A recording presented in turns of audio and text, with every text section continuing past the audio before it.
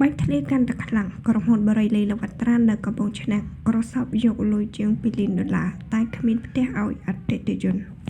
រឿងអាស្រូវក្រុមហ៊ុនអ្នកអង្គការលេងនវត្រាប្រមូលលុយពលរដ្ឋរាប់លានដុល្លារហើយគ្មានផ្ទះផ្ដល់ជូនអតិថិជនកាន់តែរីករាលដាលខ្លាំងឡើងនឹងបែកធ្លាយជាបន្តបន្ទាប់ជាក់ស្ដែងអតិថិជនទិញបរិយានៅគម្រោងខេត្តកំពង់ឆ្នាំងស្ថិតក្នុងភូមិផ្សារលើសង្កាត់ផ្សារឆ្នាំងបាននាំគ្នាចេញមុខតវ៉ាទាមទារឲ្យអ្នកអង្គការមានកិច្ចល្បីដោយស្គរចេញមុខទទួលខុសត្រូវដោយសារតែมันលេចរូបរាងផ្ទះនៅទៅគម្រោងសាងសង់ដែលអូសបន្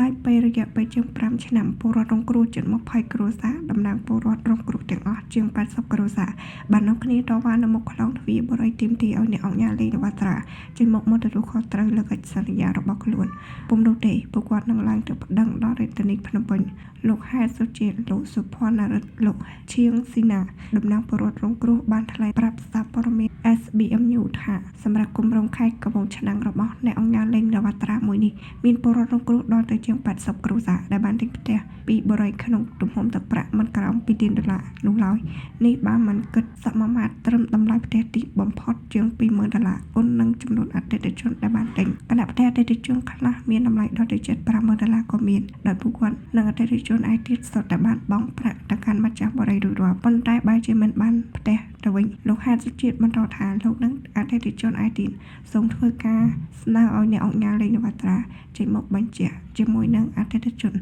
យបានច្បាស់លាស់ថាពេលណាខែណាក្រុមហ៊ុនសង់ផ្ទះសាងសង់ផ្ទះឲ្យអតិថិជនពិតប្រាកដឬគ្មានលទ្ធភាពបើពិតដូចនោះមែនសូមប្រគល់លុយដែលអតិថិជនបង់ទៅឲ្យក្រុមហ៊ុននោះត្រឡប់មកវិញឲ្យអស់បិទកិច្ចសន្យាទិញលក់ក៏ហួសសុពលភាពយូរឆ្នាំហើយដែរហាក់មិនខុសពីលោកសុជាតិឡើយលោកសុភ័ណ្ឌនរិទ្ធនិងលោកឈៀនស៊ីណា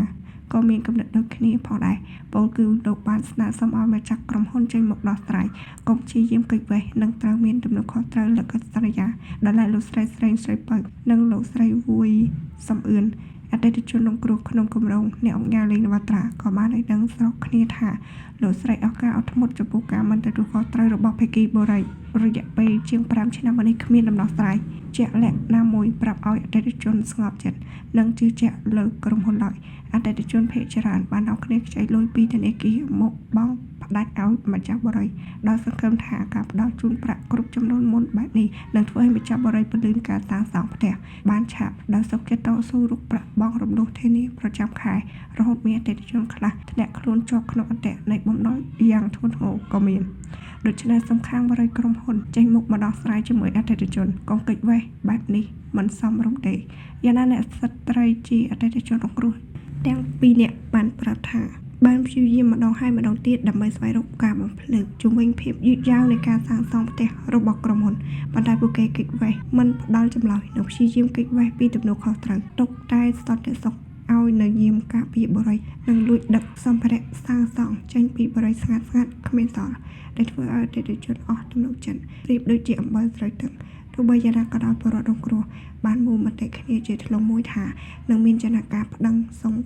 កិច្ចអន្តរាគមន៍ពីសំណាក់អាជ្ញាធរខេត្តឬអាចបន្តទៅដល់រាជធានីភ្នំពេញប្រសិនបើក្រុមហ៊ុនអ្នកអង្គការលេងនវត្រានៅតែបន្តលាក់មុខដោយពង្រូលហើយមិនព្រមចេញខ្លួនមកដោះស្រាយជាមួយប្រជាពលរដ្ឋរងគ្រោះនោះទេសូមបញ្ជាក់ផងដែរថាកាលពីថ្ងៃទី26ខែតុលាឆ្នាំ2025មានពលរដ្ឋរាប់រយនាក់ប្រហែលជា300នាក់ជាអតិថិជនបរិយាលេងនវត្រាគម្រោងជ្រៃ100ក្នុងភូមិសាស្ត្រស្រុកមុខកំពូលខេត្តកណ្ដាលក៏បានប្រមូលផ្ដុំគ្នាពេញផ្លូវលើកបដាតវ៉ាតម្រូវឲ្យក្រុមហ៊ុនសងប្រាក់វិញបន្ទាប់ពីពួកគេទិញផ្ទះតែមិនបានផ្ទះហើយអស់ការអត់ធ្មត់និងធុញទ្រាន់ចំពោះលេសដោះសាររបស់ភាគីម្ចាស់បរិយាម្ដងហើយម្ដងទៀតលើការសន្យាធ្វើផ្ទះជូនពួកគាត់ដែលគិតមកដល់បច្ចុប្បន្នមានរយៈពេលជាង5ឆ្នាំមកហើយ